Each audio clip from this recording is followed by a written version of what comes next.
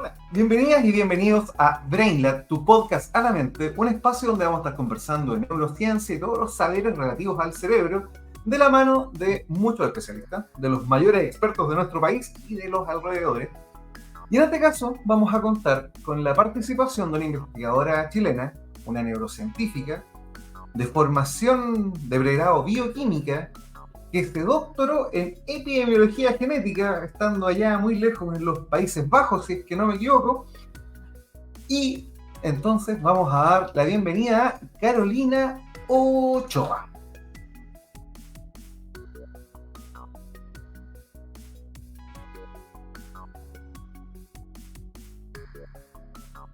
Hola, buenas tardes o buenos días. O buenas noches a la hora que estén escuchando este podcast.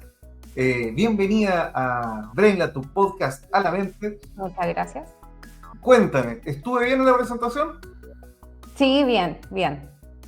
Igual se pueden decir más cosas. Como por ejemplo...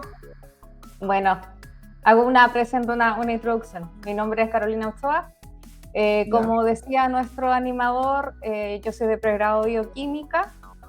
Luego hice un doctorado y un magíster en epidemiología genética en Países Bajos, lo que está muy correcto. Y actualmente soy profesora asistente en el Instituto BrainLab, en el Latin American Brain Health Institute de la Universidad Adolfo Ibáñez, y trabajo en el grupo de investigación de epidemiología genética y epigenómica. De ahí me sonaba que te había visto. Seguro, sí. En algún pasillo. Claro, probablemente por ahí nos pillamos. Ya, re interesante, entonces estás trabajando en BrainLab, que se llama igual que este podcast, qué coincidencia. Oye, y actualmente, entonces, ¿qué es lo que estás haciendo? ¿Estás investigando? Sí, yo soy académica de la universidad y mi principal, digamos, actividad es la investigación. Y mi investigación consiste, digamos, en la parte genética, epigenética, biomarcadores, en estudios poblacionales, con relación a la salud cerebral, la demencia, el envejecimiento saludable. A ver, vamos ahí poniéndole un poquito de freno. Escuché algunas palabras interesantes, que es lo que me gusta que en este podcast podamos conversar. Dijiste epigenética. Sí. Para la gente que nos está escuchando, ¿qué es la epigenética? La epigenética estudia las modificaciones sobre el ADN, pero que no cambian su secuencia. Tú sabes que el ADN es una cadena, digamos, una secuencia de letras, así como se ve de manera más en general. Es una secuencia que tiene las instrucciones para que nuestro cuerpo funcione. Claro. Entonces, la epigenética, que significa sobre la genética, estudia unas modificaciones que se le hacen al ADN, pero que no cambian la secuencia de nucleótidos, pero que sí modifican las proteínas que se generan, por lo tanto cambian nuestras funciones, pueden dar predisposición a una enfermedad, por ejemplo, que eso es lo que estudiamos nosotros. A ver, y entonces, ¿cuál sería la diferencia con la genética? La genética, ¿por qué estamos hablando de epigenética y no de genética? Que puede ser el concepto que más gente maneja. Claro. Bueno, a ver, la genética, digamos que compone nuestra secuencia de ADN, nuestro ADN. Claro. Es igual en todas las células, en todos los órganos. En el corazón, las células del corazón tienen la misma secuencia genética que las células de la piel, que del hígado, a lo largo de todo el organismo. Pero si tú te fijas, nosotros tenemos nuestros cuerpos, nuestros órganos tienen diferentes funciones, a pesar de que tienen el mismo ADN, pero realizan funciones especializadas para diferentes cosas. Entonces, el músculo, claro, entonces el músculo hace algo diferente a una neurona, etc. Entonces, uno de estos mecanismos de especialización de las células, si bien tienen el mismo ADN, es la epigenética. Y la epigenética son estas modificaciones que yo te comentaba, que hacen que una de sus funciones es que las células, digamos, funcionen de manera especializada, expresen diferentes genes. Esa es como la función, digamos, el aporte de las modificaciones epigenéticas, que son como un botoncito que enciende o apaga la expresión de ciertos genes. Y eso va a tener un resultado que puede ser que hay resultados normales, digamos, que expresen ciertos genes, pero también podría tener, según a qué nos exponemos nosotros a lo largo de nuestra vida, podría tener un resultado negativo para nuestra salud, por ejemplo. Ya, o sea, esta es la parte que sería influenciable. Sí, hay una parte que es influenciable, y bueno, esa es una de las como gracias de la epigenética, que si bien la genética y esta secuenciación génica es mucho más rígida, no es algo dinámico que vaya variando, hay excepciones puntuales, mutaciones, etcétera, pero no varía, digamos. La epigenética, su característica es que es variable en el tiempo, y Ya. esto significa que es variable, es dinámico, está propensa, estos marcadores epigenéticos están propensos a ser modificados a lo largo del tiempo. Si bien hay una parte que se hereda, hay otra parte que puede variar. Por ejemplo, si yo soy fumador fuerte a lo largo de toda mi vida, eso se ha visto, hay mucha evidencia de que el hábito tabáquico realiza cambios a nivel epigenético, y es una predisposición o se asocia a bastantes enfermedades. Ya, o sea, a ver, siempre se habla un poquito de que la genética es algo que yo nací con eso, simplemente en este caso la epigenética sería un poquito más responsabilidad mía.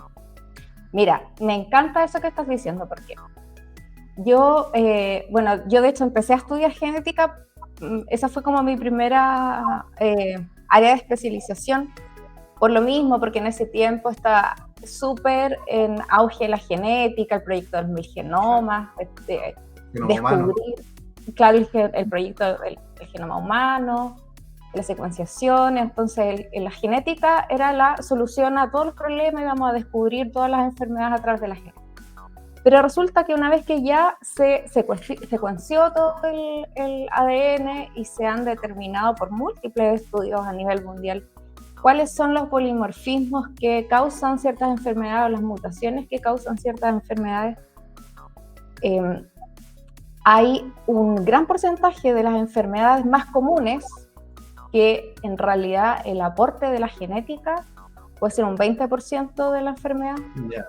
Entonces, okay, por ejemplo, es súper frecuente escuchar, yo soy diabética porque mi mamá es diabética, mi abuelito era diabético, o sea, toda mi familia, entonces mi destino es ser diabético. Claro. La mayoría del tiempo no es así. La mayoría del tiempo es porque tenemos hábitos, quizás poco saludables, que compartimos con nuestra familia. Pero la mayoría de esta como, entre comillas, herencia que yo traigo, que si mi mamá es diabética, yo también, muchas veces es porque no es algo genético, sino que las dos nos alimentamos mal, las dos hacemos poco ejercicio físico, las dos fumamos, tenemos estos factores de riesgo porque vivimos en un ambiente compartido. Pero esto no es una sentencia. Entonces a mí me gusta mucho esa idea que tú mencionabas, porque yo puedo hacer algo para evitar, digamos, tener alguna predisposición a cierta enfermedad. Entonces la epigenética a mí me gusta mucho porque hace el nexo de explica la interacción genes-ambiente y explica cómo mi comportamiento, mis hábitos, mis exposiciones, las decisiones que yo tomo influyen sobre mi salud finalmente. Claro, tiene un efecto en lo que estoy haciendo. Oye, pero mira, de hecho, mencionaste algo que me parece re interesante, que se relaciona con este efecto de las prácticas. Por ejemplo, si mi familia son todos gorditos, ya no solamente le voy a echar la culpa a la genética, sino que hay algo de prácticas, de costumbres. Tú estudiaste epidemiología. Sí. A ver, mucha gente piensa en las epidemias como netamente algo que genera un microorganismo, como pasó con el COVID, como pasó con la gripe española, como pasó con la peste negra. Pensamos epidemias desde esa perspectiva, pero en este caso estamos hablando que hay prácticas que son contagiosas desde una perspectiva completamente distinta. Ya no estamos echándole la culpa a un virus o a una bacteria. En este caso, nuevamente pensando en la obesidad, por ejemplo, había algunos que describían la obesidad como algo contagioso. Sí, de hecho la obesidad es una pandemia, porque sí, porque es una condición que es por supuesto dañina y que se extendió, digamos, a nivel mundial. Ahora la mayor parte de los países tienen índices de sobrepeso y obesidad más altos que los deseados, incluyendo Chile. Y finalmente, como tú dices, es por una práctica. No recuerdo el dato preciso, pero había por ahí un estudio de como la probabilidad de ser obeso si tu entorno era obeso, algo parecido. Entonces, ¿perdón? O de prácticas como el tabaquismo también. Claro, exacto, sí. Todas estas cosas que son consecuencias de nuestras decisiones en salud, nuestras decisiones de estilos de vida. Pero efectivamente, como tú dices, la epidemiología no estudia solamente, si bien empezó como estudio de enfermedades infecciosas, la epidemiología, como definición, estudia la distribución de las enfermedades y sus factores de riesgo. Y estas enfermedades no son solamente infecciones, sino que también son enfermedades crónicas no transmisibles, digamos que a lo que me dedico yo, como la demencia, determinantes del envejecimiento saludable. Así que es como se distribuye esto en la población. Ya, hay otro punto interesante. Bueno, de hecho mencionaste antes una palabrita que era el polimorfismo. Igual sería interesante explicarlo por lo menos someramente para que la gente tenga nuevamente una idea de qué son estos polimorfismos y cómo se relacionan con enfermedades genéticas. Y después te tengo otra pregunta. Ya, muchas preguntas. Bueno, a ver, como concepto, un polimorfismo es una modificación en un nucleótido del ADN. O sea, este ADN, esta cadena que dijimos que codificaba lo que pasa en nuestro organismo, tenemos adenina, guanina, citosina y timina. Esas son las 4 letras que conforman esta cadena. Y pueden estas letras, por diferentes motivos, cambiar una letra. Se intercambia, se cambia, digamos, de manera puntual. Ya. Este cambio en una letra puede no tener ningún efecto, digamos, visible, o ningún efecto molecular, o ningún efecto fenotípico en una enfermedad. Pero puede ser que justamente esta letra tenga alguna implicancia donde efectivamente sí haga un cambio. O sea, hay algunos polimorfismos que se relacionan con enfermedades. Podría ser que en realidad no tuviera que no afectara en nada, como que si fuera detonante de una enfermedad. Claro. O sea, para la gente que está escuchando, se supone que estas secuencias tienen estas estructuras que significan algo, y ese algo son parte después de una proteína a la larga, y si esas proteínas se altera la función de la proteína. Claro, efectivamente. Claro, es que hay... No, dale. No, que ahí, bueno, hay algunos pasos intermedios, sí, porque ¿no es cierto?, de esta secuencia de ADN, esto que está en una clave, esto después se transcribe a un ARN mensajero que tiene otro código, y eso después se lee y se traduce a una proteína que tiene otro código. Entonces, en esas traducciones, digamos, transcripción, traducción, puede que ese cambio en un nucleótido sea relevante y la proteína final, que es la que va a hacer su función en la célula, no le pase nada.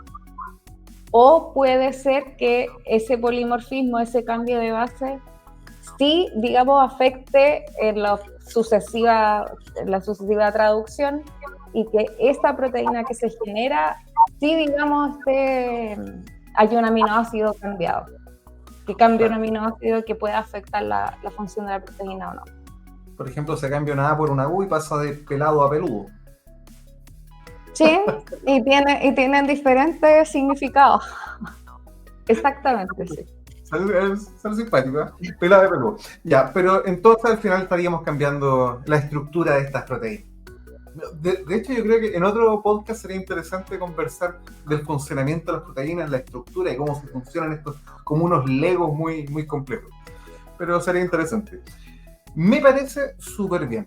Ahora, una consulta fuera de todo esto, ya que estás investigando, de todas estas cosas que has descubierto en colaboraciones con distintos investigadores, ¿cuál sería el concepto o cuál es la idea detrás de tu investigación que te gustaría que la gente diga, oye, esta papita me sirve?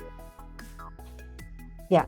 Bueno, es que ahí no es como una sola idea, sino que cuando uno investiga tiene líneas de investigación y cada una tiene su encanto y su mensaje, si tú quieres decir. Voy retomando lo que dijimos anteriormente. Uno, yo creo que de los mensajes más importantes es que lo que uno haga, sus hábitos, buenos o malos, importan y tienen una traducción directa en nuestra biología. Entonces no es solamente que, no sé, yo me alimento mal y no pasa nada. No, eso tiene un cambio a nivel molecular. Esa decisión mala hace un cambio a nivel molecular que afecta nuestras células, nuestros órganos, nuestra salud, y esto promueve un mayor envejecimiento biológico. Ese es otro concepto. Esas decisiones malas que tomamos, como fumar, ser sedentario, comer mucha comida chatarra, no dormir las horas de sueño suficientes, no sé, comer mucha sal, que eso nos lleva a hipertensión. Todas esas decisiones que nosotros tomamos se traducen a nuestra biología y nos hacen envejecer más rápido. Esa es una idea. Entonces, nuestras decisiones importan. Y si lo digo como en una frase pequeña, es como que nuestros estilos de vida, nuestras decisiones tienen el poder de conducir nuestros genes. No es en la mayoría de las enfermedades, no en todas, pero en la mayoría no es como una sentencia. Por eso es como parar de echarle la culpa a la genética y decir, como sabéis que no solamente lo que me está pasando puede que sea responsabilidad mía, sino que aparte podría mejorar mi salud teniendo mejores decisiones. Sí, totalmente. Bueno, ya, súper interesante. Eso es un mensaje, y el otro mensaje es que necesitamos impulsar la investigación de alta calidad, pero enfocada a poblaciones que son habitualmente subrepresentadas en los estudios científicos. Toda la evidencia que nosotros tenemos vienen y los mayores estudios en tamaño, en calidad, en recursos que les ponen a estas investigaciones, son en población, digamos, de origen, de ascendencia europea. Son estudios que se hacen en participantes europeos o de Estados Unidos, pero todos son, digamos, lo que llamábamos caucásicos. Pero nosotros estamos como aplicando los resultados de sus investigaciones a nuestras guías clínicas, pero nuestra biología puede ser distinta entre las diferentes etnias. Entonces, lo que necesitamos es generar evidencia científica basada en nuestra población, caracterizar a nuestra población. Si vamos a realizar, no sé, validaciones de biomarcadores, tiene que ser en nuestra población. Y para ello se necesita una mayor inversión en recursos para investigación. Exacto. Ahí hay por supuesto que una limitación contra la que luchamos día a día, pero es muy importante este mensaje. Pónganle luz a la investigación. Súper importante. Entonces, algo que mencionabas es que el conocimiento actual apunta principalmente a ciertas etnias, a ciertos grupos donde se han puesto más lucas. Tenemos entonces un paso importante que hacer ahí de seguir investigando para que nuestra gente tenga datos que sean acordes a ellos. Y eso me lleva a otra pregunta. Entonces, ¿no toda la gente funciona de igual manera? ¿Desde la perspectiva epigenética? Desde todas las perspectivas, o sea, no solamente epigenética. Claro. Bueno, si bien, existen diferencias genéticas entre las diferentes poblaciones. Yo antes dije que no le echábamos la culpa a todo de la genética, pero donde sí, digamos, actúa la genética. Hay diferencias entre poblaciones, hay diferentes frecuencias alélicas en una población que en otra, lo cual da mayor susceptibilidad a una enfermedad o no.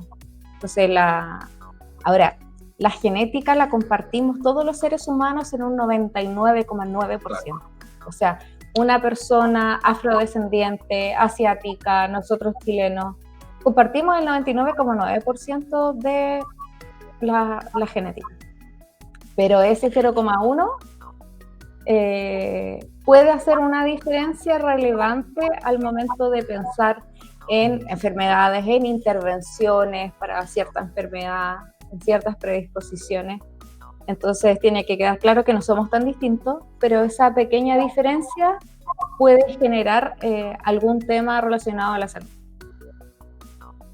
Esta es la parte genética. También existe una diferencia grandísima y mucho más grande, yo creo, que la implicancia genética, que tiene relación a los factores a los cuales nosotros nos exponemos, estos factores que yo dije que podían, en realidad que influencian las modificaciones epigenéticas, que son, por ejemplo, a nivel socioeconómico. O sea, no podemos pensar en la misma calidad de educación, por ejemplo, también exposición a contaminación, está la zona de sacrificio. Entonces hay muchas cosas exposiciones que en países en desarrollo, en países de Latinoamérica o Chile, hay ciertas zonas que son mucho más vulnerables a ciertas exposiciones socioeconómicas, están los determinantes sociales de la salud, y a esta polución, que va a tener una influencia en nuestra biología, como yo decía, uno de los mecanismos es a través de modificaciones epigenéticas. Entonces, hay estudios que hablan sobre un menor nivel socioeconómico, una mayor exposición a la violencia, una mayor exposición, por ejemplo, a padres depresivos. Eso tiene un efecto en la epigenética, digamos, en la vida adulta. Entonces, no, estas exposiciones son distintas probablemente si te vas a Países Bajos, donde las vulnerabilidades, digamos, no estamos hablando de lo mismo que en Latinoamérica. Por lo tanto, ahí ya tenemos otra diferencia dependiendo de nuestra, digamos, ubicación geográfica. Ya vendría siendo. Y esto va a tener una influencia, como te decía, en nuestro envejecimiento. Entonces hay unos biomarcadores epigenéticos que son los relojes epigenéticos, ¿Ya? que son una medida del envejecimiento biológico que puede ser distinto a nuestro envejecimiento cronológico, a nuestra edad cronológica. Entonces se ha visto toda esta serie de factores. Yo mencioné a los socioeconómicos, a la polución, pero los mismos factores que yo te mencionaba antes: una dieta poco saludable, poca actividad física, mucho abuso de alcohol, tabaquismo, exposición a violencia. Estos factores se han visto en asociación con un aceleramiento de la edad biológica medida a través de estos relojes epigenéticos. Y esto quiere decir que estos factores promueven que la persona envejezca más rápido de lo que en realidad su edad cronológica dice. Y esto se asocia, como te decía, al envejecimiento, y entre ese envejecimiento está la aparición de enfermedades asociadas a la edad, como las demencias, enfermedad cardiovascular. Bueno, cáncer también está muy afectado por estos factores. Así que está todo relacionado. Oye, o sea que puedo ser más viejo de lo que parezco. Sí, vamos a hacer un test. O más joven, sí. Por ejemplo, las personas longevas, los supercentenarios, tienen una edad epigenética más joven, que digamos que la edad que ellos tienen. Entonces hay un estudio, no recuerdo si es Costa Rica, puede ser, donde eran personas sobre 90 años. Opa. Y la edad, sí, eran sobre 90 años, y el promedio de edad epigenética, la edad medida a través de estos biomarcadores epigenéticos, eran en promedio 73 años, eran como 20 años más jóvenes que su edad cronológica. Y Costa Rica es muy conocido porque tiene una población longeva. Sí. Entonces, es relevante a lo que nos exponemos. O sea, hay que sacar molde ahí de cómo viven, qué es lo que hacen para mantenerse tan jovencitos. Sí. O sea, yo ahí estoy empezado a leer acerca de esa población también. O sea que básicamente hay que dormir bien, alimentarse bien, hacer actividad física, tratar de manejar niveles de estrés bajos. También el estrés crónico, sí. O sea, yo creo que me estoy muriendo el próximo año, así como veo. Sí, o sea, uno sabe muchas cosas y de repente no las practica, pero lo importante es transmitir iniciativas como este podcast para transmitir estas ideas y este conocimiento que hay que compartirlo, o sea, no nos podemos quedar con esta información nosotros. Explicado en simplecito. Oye, y última pregunta ya para no quitarte más tiempo, ni quitarle más tiempo a la gente que nos está escuchando. ¿Cuál sería un mensaje así ya de Carolina Ochoa a quien nos escucha? A ver, pero es que es muy amplia la pregunta. Y amplia es la respuesta, como tú gustes. Es que yo creo que el mensaje ya lo dije, que tenía que ver con mi investigación. Y para no repetirme, podría pensar en otro tipo de mensaje, quizás más direccionado a personas más jóvenes que no estén escuchando, como por ejemplo estudiantes de enseñanza media, o quizás estudiantes en los primeros años de carreras como, no sé, biología, bioquímica, medicina o psicología. Bueno, a mí me encanta lo que hago, entonces yo siempre voy a transmitir que es súper entretenido.